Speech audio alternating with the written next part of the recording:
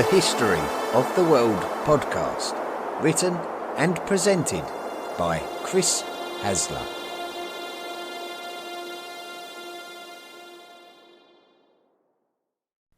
This is a special episode of the History of the World podcast on the Elizabethan sea dogs.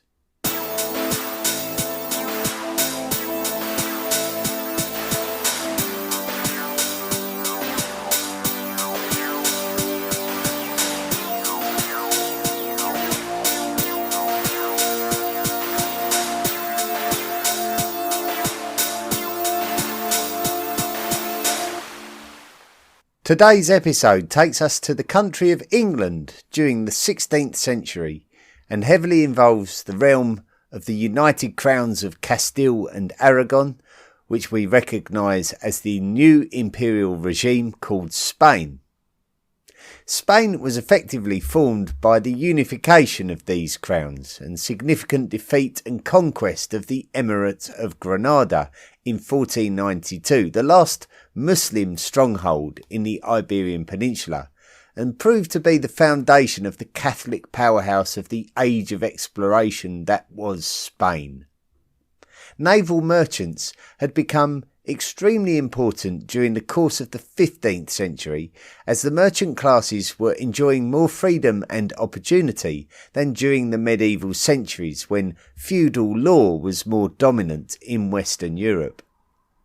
Sailors from both Portugal and Spain were attempting to exploit these new opportunities. Shipbuilding had advanced so that huge 3- and 4-masted vessels capable of traversing the treacherous high seas and armed with guns to enable them to devastate rival vessels and new lands were now being built. The Portuguese were already monopolising the sea trade of the western African coast, but now the Spanish were investing in voyages of discovery, with one of the most notable being those of Christopher Columbus from 1492. The Portuguese, already having discovered the relatively nearby Cape Verde Islands around 50 years previous, would sign a proposed treaty in 1494 with Spain to agree on a boundary where the geographical locations of the lands across the Atlantic Ocean should determine whether it be the entitlement of Spain or of Portugal. Everything within 370 leagues of a meridian line west of the Cape Verde Islands would be Portugal's right, and everything beyond would be Spain's. A league is an archaic unit of measurement, maybe in this context around 4 to 5 kilometres. The treaty was called the Treaty of Tordesillas. The meridian proposed by the treaty essentially tells us the origin of why Brazil is the only Portuguese-speaking nation of South America, because Brazil roughly represented the lands of the continent to the east of this meridian line. The ruler of Spain was Queen Isabella of Castile, who was married to King Ferdinand II of Aragon, hence the unification of the two crowns. Their daughter, Joanna, was married to the Lord of the Netherlands, a Habsburg dynasty monarch called Philip. When Joanna acceded to the Castilian throne, Philip would effectively become the first Habsburg ruler of Spain, a significant event in the early modern age of European history. Philip died young, and Joanna was suffering from mental illness, meaning she could not be permitted to rule on her own. Philip and Joanna had a son called Charles, who would be invited to become the King of Spain, co-ruling with his mother, and on the death of his paternal grandfather, he would become the living patriarch of the Habsburgs, and he would use his power to secure his coronation as the Holy Roman Emperor. Habsburg power now controlled much of Central Europe, the Netherlands and Spain. Both Spain and the Habsburgs were loyally Roman Catholic, operating very closely with the papacy, but a new challenge to Roman Catholicism was emerging in Europe. A German monk called Martin Luther published a list called the 95 Theses that called out the excesses of the Catholic Church. Movements against Roman Catholic misrepresentation of Christianity had been taking place for a few centuries, but the scale of them had been increasing at an alarming rate. Luther's publication instigated a backlash against the practices of the Roman Catholic Church like never before, some of which were in Habsburg territories, particularly Germany and the Netherlands. This backlash is called the Protestant Reformation, or simply often called the Reformation, and it validated those who were fundamentally Christian not having to take the word of the Pope as gospel. The Lutheran publication effectively called the Roman Catholic Church corrupt. One of the most important events of the Reformation happened in the country of England. England had been through a turbulent time in the lead up to the 16th century. Continuous wars with France during the 14th and 15th centuries had not only dented the economy but also seen the loss of vast amounts of continental territory. In the aftermath, the actual monarchy of the nation had become highly disputed, with two rival houses called Lancaster and York fighting for the English crown. It would be a descendant of the Lancastrian house called Henry Tudor who would kill the last Yorkist king, Richard III, in battle and claim the English throne as Henry VII. This would usher in a new Tudor dynasty of English rulers and represent an opportunity to rebuild the economy of the country. England's great advantage was its geographical detachment from mainland Europe, making it difficult to invade, so the opportunity to rebuild was there. The big change came in England during the reign of Henry VII's son, who would reign as Henry VIII. Henry had been married to Catherine of Aragon, the younger sister of Queen Joanna of Castile. Catherine had not been able to produce a male heir for the English throne, so Henry would look for a way to divorce her, but the Pope would not support this due to the strong connection between Aragon and the Habsburgs, meaning that England's welfare as a kingdom was just not a priority. So Henry organised for England to become a Protestant nation, so that he could legally divorce Catherine. This would establish the Anglican Church, which Henry himself would become the head of, and this would cause bitter tension between England and the papacy, and also England and Spain. Spain would feel that their royal lady Catherine had been disrespected, but not everyone in England was comfortable with the change either. The Spanish had commissioned many voyages of exploration and discovery during this period, taking full advantage of their ability to use wealth to gain even more wealth. Sailors used to frequently sell their skills to the highest bidder, so when the Portuguese sailor Ferdinand Magellan attempted to circumnavigate the globe in the early 1520s, it was the Spanish who funded this venture, not the Portuguese. The Spanish conquistadors would successfully take control of lands in the established settlement areas that exist in the modern countries of Mexico and Peru during the 1520s and the 1530s.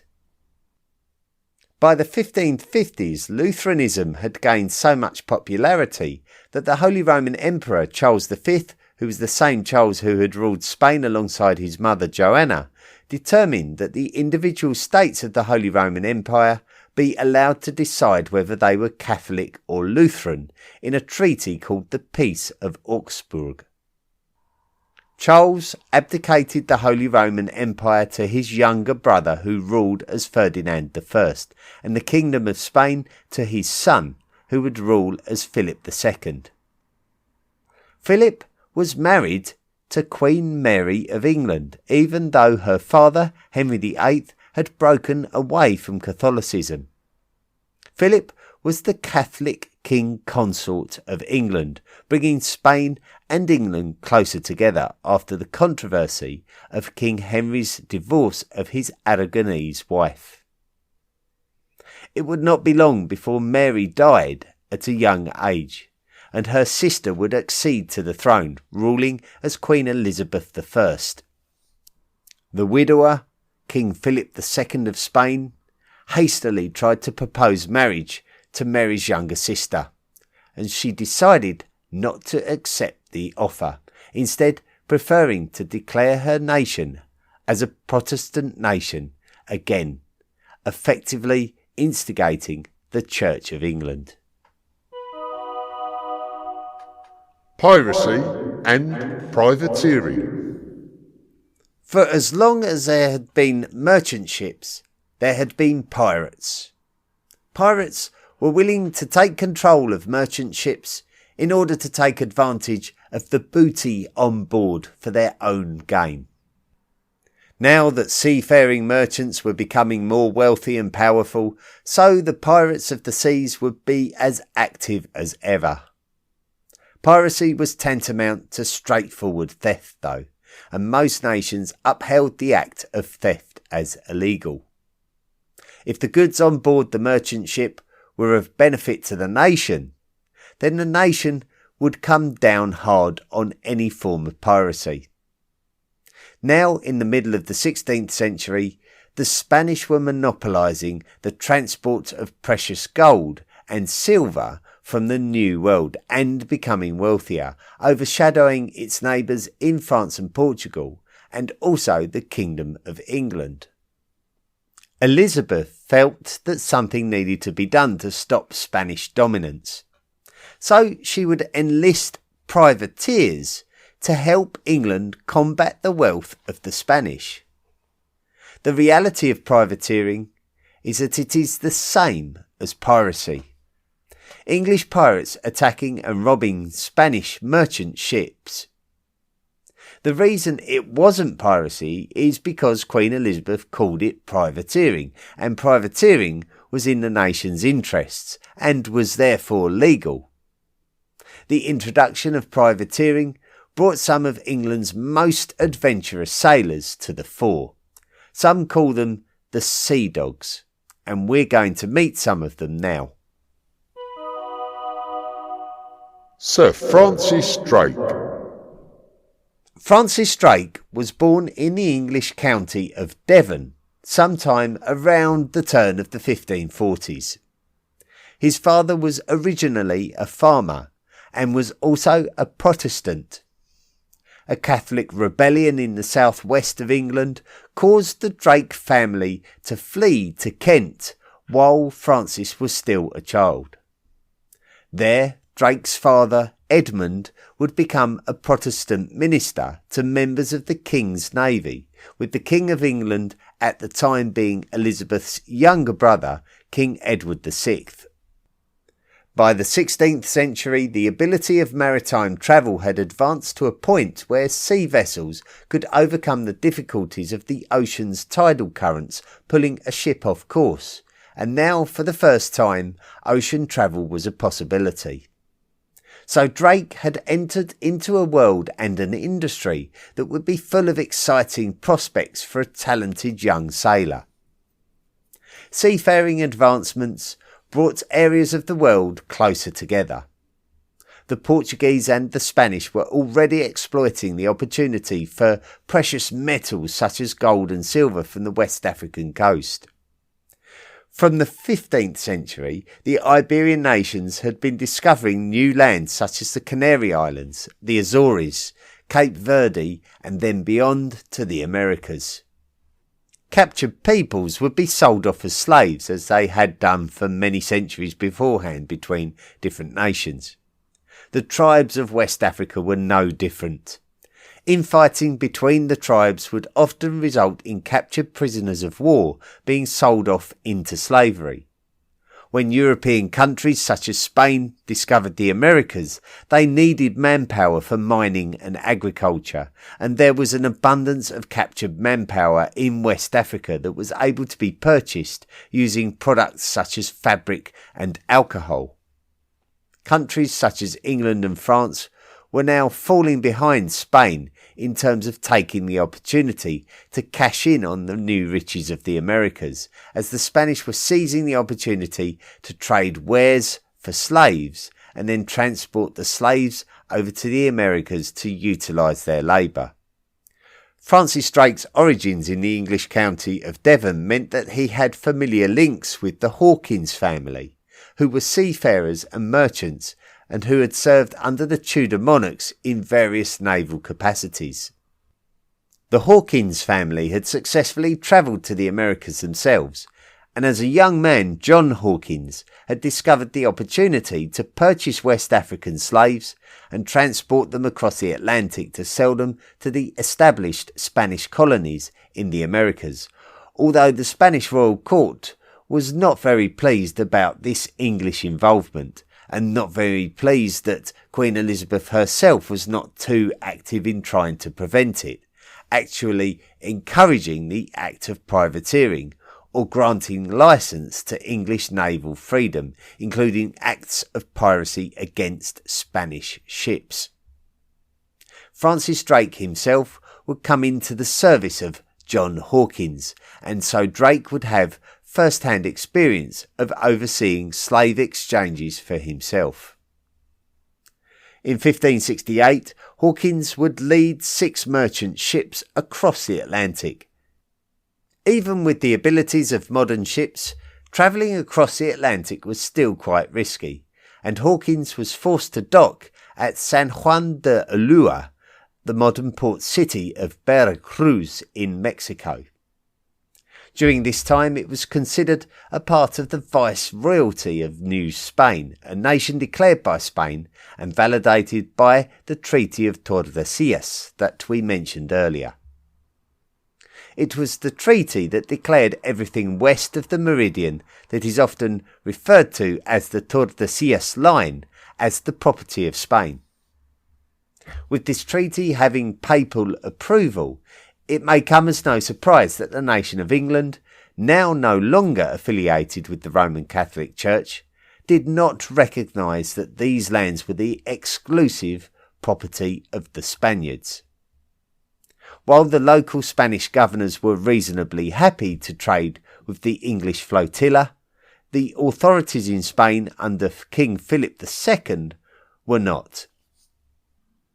A man called Martín Enríquez de Almanza was appointed as the new Viceroy of New Spain, with specific instruction to rid New Spain of English pirates, and this would include Hawkins' flotilla. Hawkins and Drake barely escaped the attack called the Battle of San Juan de Ulua. Many men were lost within the English flotilla, and Hawkins and Drake would be haunted by the pressure to explain how these men were lost and whether they were abandoned to their fate. The English felt that the attack was not justified and would carry a weight of bad feeling towards the Spanish afterwards. It was in the aftermath of this incident that Queen Elizabeth I of England would oversee the validation of privateers conducting piracy against the Spanish. In order to transport goods that had been gathered by the Spanish in South America, it would be shipped from the port city of Lima, now the modern capital of Peru, to the port of Panama, now the modern capital of Panama, called Panama City. Still, a full 300 years before the construction of the Panama Canal, the goods would be carried by mule 40 miles across the narrow isthmus of land from the Pacific coast at Panama to the Atlantic coast at Nombre de Dios. Francis Drake planned to plunder the riches stored at Nombre de Dios. Drake arrived and captured the port, but the Spanish were quick to chase him away. So Drake resorted to attacking Spanish galleons and befriending escaped African slaves into supporting his aggressions against the Spaniards. These escaped slaves in the area of Panama are called the Cimarron people. Drake and his allies successfully attacked the Spanish mule train, taking large amounts of gold and silver. Drake would bury this treasure until such a time as he was able to travel home a wealthy man. Drake was an English hero, but it was more important that Queen Elizabeth tried to rebuild a cordial relationship with King Philip to prevent an escalation of tensions between England and Spain. Higher levels of distrust existed between England and Spain, despite an official softening of tensions between the two nations. The peace between the two countries favoured the official merchants of London, but for the likes of Drake, the success of piracy under the guise of privateering was highly tempting. Others had a lot of faith in Drake's ability to venture into the jaws of danger and not only escape, but escape with riches. So there was a lot of willingness by some to invest in Drake's next adventure, which was to attack the Pacific ports of New Spain, something that would require him to traverse the Strait of Magellan to the far south of the continent of South America. Drake's flotilla of 6 ships that crossed the Atlantic Ocean very quickly dwindled down to one, the Pelican, which Drake renamed the Golden Hind. The Golden Hind was in reference to the coat of arms of one of the Queen's favourites, Sir Christopher Hatton, a trusted member of the Queen's Privy Council. Drake's motivation for doing this may have been because Drake had chosen to try and execute Hatton's personal secretary, Thomas Doughty, earlier in the journey. It does seem that Drake was much more suited to commanding his own ship in his own way, without the complications of politics and interference. His character suggests that he is a man who works to his own flamboyant agenda, as opposed to one that may or may not have been imposed on him. He did always know that if he kept on the right side of his queen, that she would feel more compelled to support his daring adventures, the likes of which clearly made him feel alive. The pursuit of glory and riches was all the motivation that Drake needed to do what he did. Upon travelling up the Pacific coast of the Americas, possibly as far north as the modern state of Oregon in the USA, he decided to turn south, where he was blown across the Pacific Ocean all the way to Indonesia, where he would be able to follow the more familiar sea routes around Africa and back to Plymouth, the main port of the English county of Devon. His collection of wealth was shared with his queen, and the queen would knight him as a reward for his achievements, even though she would initially have to demonstrate disapproval on a diplomatic level for his actions against Spanish interests. He became the first Englishman to circumnavigate the globe, and he became a member of Parliament, although his heart was still on the open seas. Sir Walter Raleigh. Another product of the rich naval heritage of the families of Devon was Walter Raleigh. Raleigh's family would also have to avoid being targets of Queen Mary's Roman Catholic regime, before Mary's passing brought her younger half-sister, Elizabeth, to the throne, which brought Protestantism back to the fore in England. On the continent, the Peace of Augsburg was instigated by Queen Mary's father-in-law, the Holy Roman Emperor Charles V, which brought tolerance of the Lutheran Protestants to the lands of Germany. However, the Calvinist Protestants were excluded from this treaty. The Calvinists did agree that the Roman Catholic Church was not representing Christianity correctly, but did not completely agree with the Lutheran interpretation. In France, both Lutherans and Calvinists existed, but the country itself was still Roman Catholic. Calvinism grew in popularity in the south and the west of France, where the followers would become known as the Huguenots. Tension between the Huguenots and the French Catholics broke out into war during the 1560s, during a period known as the French Wars of Religion. Walter Raleigh would travel to France as a young man to support the Huguenots, so his anti-Catholic sentiment must have been very strong.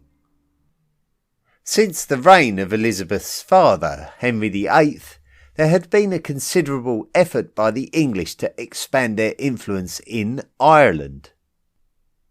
English presence was restricted to a relatively small area called the Pale in the lead up to the 16th century, but now there was a considerable effort to dominate the island.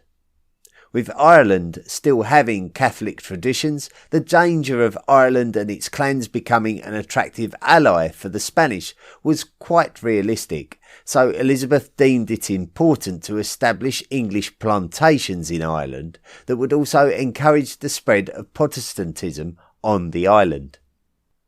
When the English attempted to expand into the province of Munster, there were uprisings known to history as the Desmond Rebellions, and Walter Raleigh was sent to Ireland to help the English cause.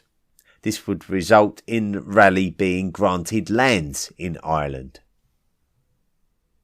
In 1584, Raleigh obtained a royal charter from Queen Elizabeth, allowing him to explore and colonise on behalf of the English crown. So Raleigh sent 2 ships to North America in order to establish the first English colonies from which to obtain goods, spread Protestantism, and establish an American base from which to potentially attack Spanish colonies. A potentially fruitful opportunity was discovered within the outer banks of the coastline of the modern state of North Carolina, on an island located in the inland waters which we call the Sounds. Relations with the natives were erratic to say the least, with escalated tensions interspersed with attempts to maintain trade and diplomacy. The colony was called Roanoke, and the island is now called Roanoke Island. The strained attempts to establish a colony by Raleigh, who incidentally never visited the colony, continued with over 100 settlers left to find their fortune. However, attempts to revisit the colony were put on hold as the situation between England and Spain escalated and made seafaring highly volatile. The Anglo-Spanish War. King Philip II of Spain was always keen to maintain an alliance with England after the death of his wife, Queen Mary of England, as France was the traditional enemy of the Spanish, as it was also to the English. The Spanish desire to be the senior partner in such an alliance and to promote Roman Catholicism was uncomfortable for Queen Elizabeth I, who was keen to improve England's international standing. Religion underpinned the international alliances of the late 16th century, with Elizabeth and her sea dogs such as Drake, Hawkins and Raleigh all sharing a Protestant leaning, and with the English providing support for the Huguenots in France and the United Provinces of the Netherlands, who had broken away from the staunchly Catholic Spanish Netherlands in favour of autonomy and religious tolerance for Protestants. The solution to the problem for Philip was to declare that Elizabeth's father's divorce from Catherine of Aragon was illegitimate, and that this meant that Elizabeth's ascendancy to the English throne was also illegitimate, meaning that Philip could now get papal approval to depose Elizabeth from the English throne in favour of a legitimate Catholic.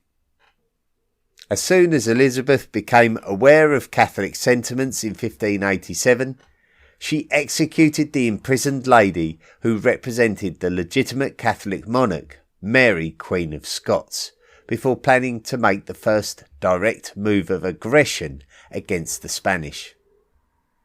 So Elizabeth turned to her prized sea dog, Sir Francis Drake, and gave him a fleet with which to investigate Spanish preparations for an invasion. But in reality, it was a covert mission to take advantage of any opportunity to undermine the invasion. By this time, the Spanish had created a political union with the Crown of Portugal, which effectively brought Portugal under Spanish control. Drake learned that the Spanish were indeed planning to invade England and were gathering a large armada of warships, with one of the first actions to move a fleet from the southern Spanish port of Cadiz to the Portuguese port of Lisbon. Before the fleet could leave, Drake led his own fleet into the Bay of Cadiz and devastated the Spanish fleet, and captured others, as well as attempting to destroy or capture any enemy vessel it encountered on its return journey, whether it be warship or fishing boat. In all, Drake's fleet destroyed over 100 Spanish vessels and returned to England laden with captured booty. Drake boasted of metaphorically singeing the King of Spain's beard on his heroic return, but warned that his actions would only delay Spain's inevitable invasion. It would be the Lord High Admiral Charles Howard who was tasked with the duty of commanding the English naval forces when the Spanish Armada approached the island of Great Britain with intent to sail along the English Channel to a base port in the Netherlands. Howard would be granted command of an English galleon called the Ark Royal, originally commissioned for water rally, but since required for the defence of English territory. The English would gather their finest seamen for this engagement. They included John Hawkins, a great intellectual who had contributed much to the modernisation of English shipbuilding, and was one of Francis Drake's mentors 20 years previous when transporting African slaves across the Atlantic Ocean. Also there was Martin Frobisher, a privateer who had also sailed to America via Africa, and somebody who had been granted command of one of the 4 English squadrons. Certainly, there was also Francis Drake, who was effectively Lord Howard's second in command. While in Plymouth, Lord High Admiral Charles Howard made the following observation. "My good Lord, there is here the gallantest company of captains, soldiers and mariners that I think ever was seen in England." The Spanish Armada would have been happy to dock for respite and supplies on their travels. Ideally, they would have liked to have captured an English port city. Whether or not Francis Drake insisted upon finishing his game of bowls when the Spanish Armada was first sighted from English shores remains unknown. We do know that Howard and Drake anticipated the Spanish Armada's desire to dock, and they did everything to prevent it. It was thanks to Hawkins' design innovations that the English ships were able to move swiftly and maintain the ability to fire cannons at the Spanish fleet with a good degree of accuracy. Despite the Spanish attempts to engage individual English ships at close quarters, the English were still able to badger the Spanish journey from a safe distance, with Drake, Frobisher and Hawkins all directly involved. The Spanish chose to dock at Calais on the north coast of France. Calais was traditionally an English possession, but it was lost to the French during Queen Mary's watch. The Spanish Armada retained its formation while docked, and bided its time waiting for the supporting fleet to arrive from the Netherlands. The English were not prepared to allow the Spaniards this luxury, so they sent warships packed with combustible and flammable material towards the Spanish fleet at Calais. The last remaining crew would set the English ships ablaze before abandoning ship in what sounds like a daring and life-threatening act. The Spanish had to react quickly to avoid disaster, and their quick thinking allowed for their fleet to remain unscathed. But now the protective formation was lost as the Spanish fleet scattered. The English took this opportunity to attack the disorganised Spanish fleet. This was a disaster for the Spanish, who believed that there was no way to return along the English Channel to escape the situation, so they chose to head north and circumnavigate Great Britain instead. The stormy waters and piracy of these waters cost the Spaniards dearly, and little did they realise that the English fleet had actually run out of ammunition. So the desperate Spanish journey was totally unnecessary. Only half of the Spanish Armada eventually returned to Spain. The English saw this as God's favour towards the Protestants, as realistically the whole event of the Spanish Armada could have turned out completely differently, as fortune favoured the English. The braveness of Sir Francis Drake did not always end with a prosperous result for Drake and the English. Drake was keen to try to follow up on the good English fortune by organising an invasion of Spanish ports to further debilitate the Spanish fleet before it could return to try to invade again.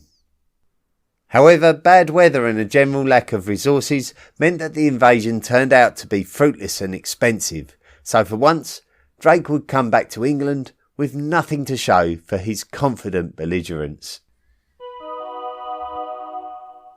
After the Armada.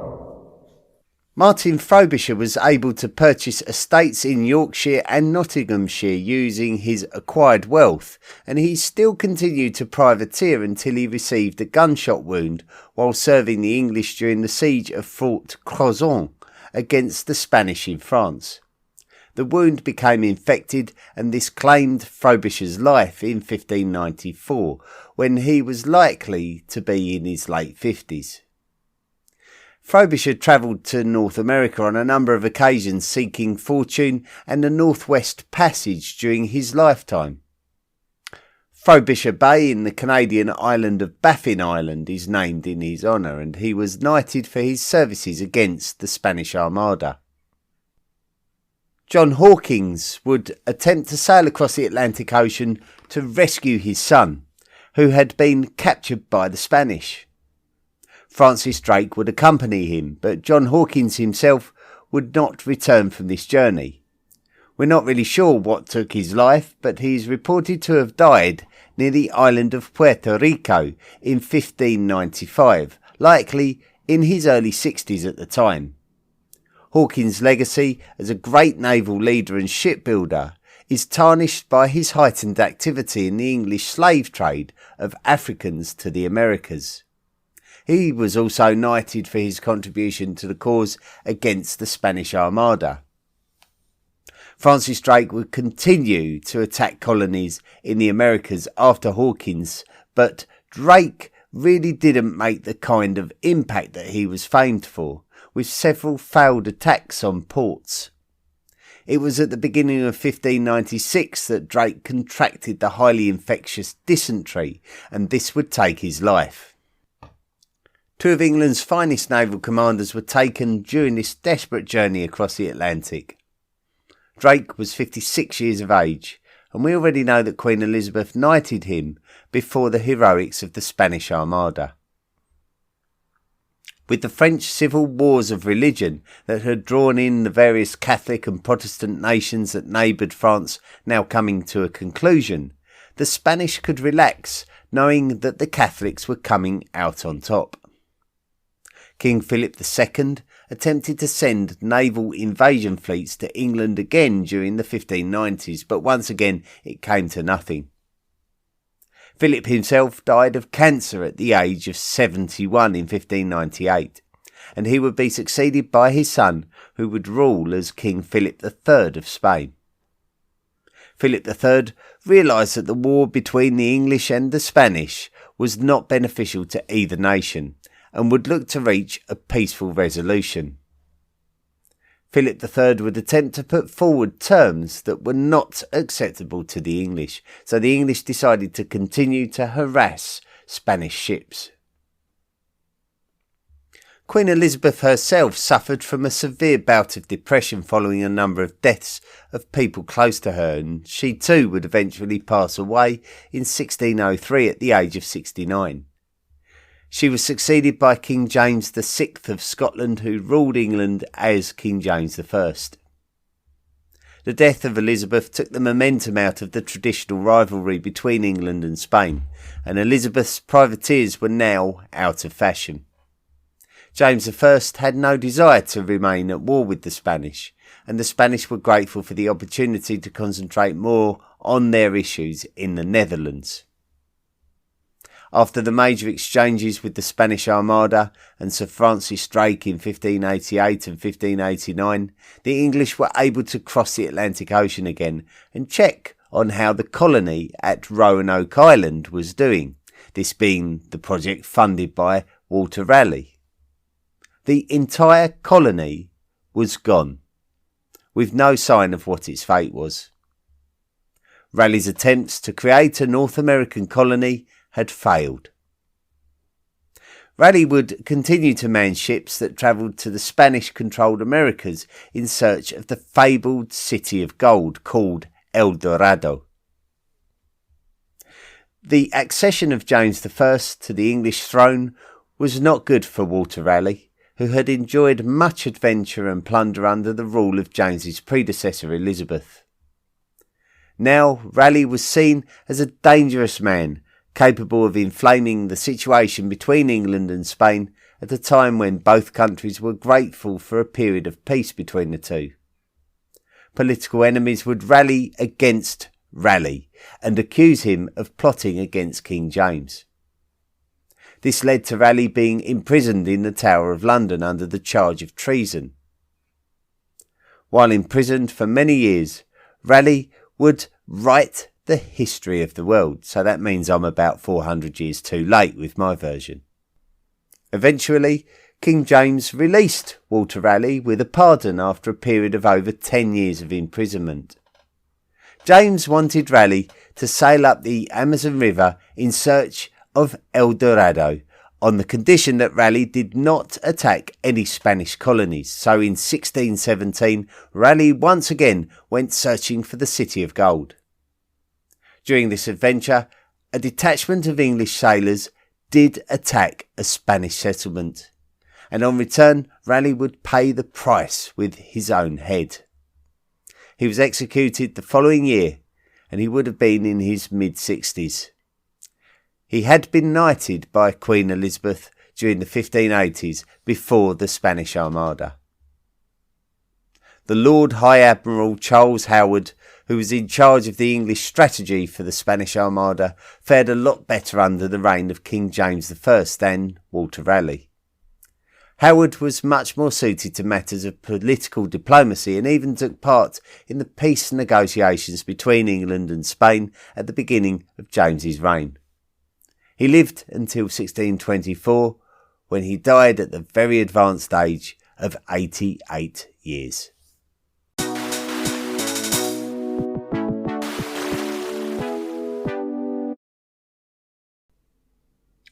Thank you very much for listening to this week's episode of the History of the World podcast about the Elizabethan sea dogs. And it was a special episode commissioned by History of the World podcast Illuminati member David Peace. Now, David earned the right by becoming a History of the World podcast Illuminati member. And he did that by going to Patreon and pledging an amount of money to us to help us with the upkeep of the podcast. And you too could do that as well. You can click on the historyoftheworldpodcast.com website and click on the Patreon link and sign up to make a monthly contribution. And when you do, you too, like David, could qualify for rewards. You could earn gifts that we post out to you as well. So there's a number of things that you can benefit from by supporting the podcast financially.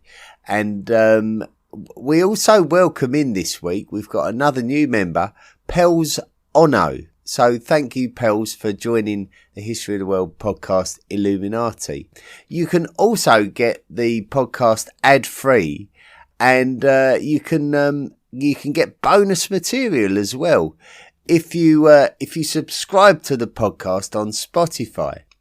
And we've made a big decision this week that we've now halved the price of subscriptions to the History of the World podcast on Spotify. So just basically go to Spotify or even click the link in the podcast description, and there you can get ad-free and bonus content every week. We often publish a debrief episode that describes some of the sources used for the production of the podcast that you've just listened to. So if you're interested in that, just subscribe through Spotify, and you'll get an extra 10 to 15 minutes of bonus material talking about the material used in the construction of this week's podcast episode.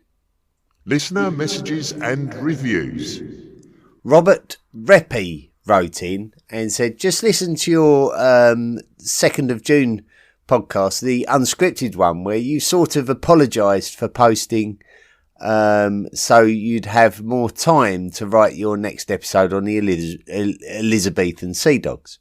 I just wanted to say what you did was right and proper for such a superb topic. I'm willing to wait a week for you to devote your talent to give it the time it deserves. I'm sure it would be one of your very best. Drake Hawking pulling the beard of King Philip. It's got to be great. Absolutely looking forward to it. Thank you, Robert. Yeah, well, it was epic, wasn't it? I don't know. It's singeing the beard of King Philip, but I think King John of England pulled the beards of the Irish lords. So maybe there's a bit of confusion with two stories there. But yes, singeing the beard of King Philip. Yeah, we discovered that and talked about that today, didn't we? But thank you so much, Robert, and thank you for validating the fact that we chose not to publish an episode that was hurriedly produced, and we'll never do that, really. I'd sooner put out a History of the World podcast magazine episode in place of a hurried or haphazard episode. It's very important that all the episodes are produced correctly, and for me to do one a week is quite a difficult task. But there might be ways that we can get around that in the future. Who knows? I'm not sure. Always planning ahead for the future of the podcast and thinking about what we can do better. Anyway, thank you very much for listening this week. Don't forget that if you subscribe, you can access bonus material through Spotify. But at the moment, also, we're providing those exclusive materials on the Patreon feed as well. So for those of you who are already contributing through Patreon, you can access that as well. Anyway, that's it for this week. Next week, we're looking hopefully to tell the story of Easy Company. And this is another special episode, this time that's been commissioned by Terry Bain. And he's specifically requested Easy Company, who are they are in the paratroopers regiment of the US Army. and their story has been told visually through the HBO series by Steven Spielberg, and Tom Hanks had a big part in it as well, in the production of it. And it was called Band of Brothers. So the story of Easy Company. But we're going to look into what a paratrooper actually is, and why they were put to use in the Second World War in particular. So we'll be exploring a little bit more about the background behind the war tactic of paratroopers. Anyway, that's it. So good to look forward to that next week. Thanks for listening this week, and until next time, be good. The History of the World podcast, written and presented by Chris Hasler. Please consider making a financial contribution by going to the historyoftheworldpodcast.com website and clicking on the Patreon link. Email the show at historyoftheworldpodcast@mail.com. And don't forget to join our social media at Facebook, Twitter, Instagram and Tumblr. See you next time.